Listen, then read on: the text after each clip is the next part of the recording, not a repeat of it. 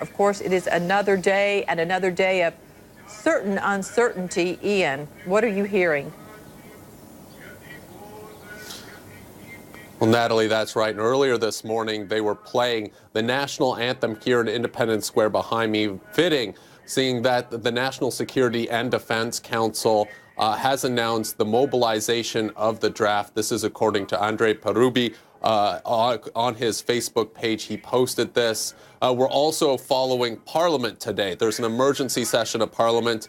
Vitaly Klitschko has requested that the Black Sea naval base at Sevastopol, the one the Russians have, that deal be nullified and the Russians be asked to leave the Crimea or leave their base in the Crimea. That's likely to fall on deaf ears, as the government here has for the past days been telling the Russians to leave the Crimea, and there hasn't been any reaction from Moscow. Certainly, this country has been in it for a while with these all of the protests that have led to this, but they're likely feeling more divided than ever at this point.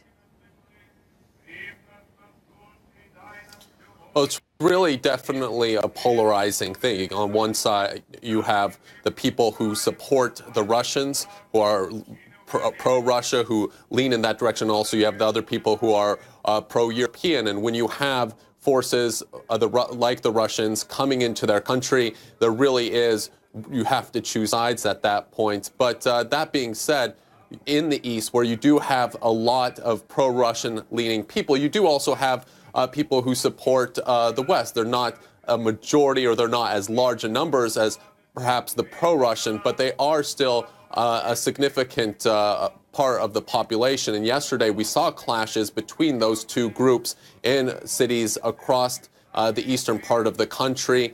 It definitely has raised the tensions here. And when you start to hear about military involvement, that if there could be a military response here with Russia moving in there to the south, what are the feelings on the streets? What is that doing to the tension there in Kiev, Ian?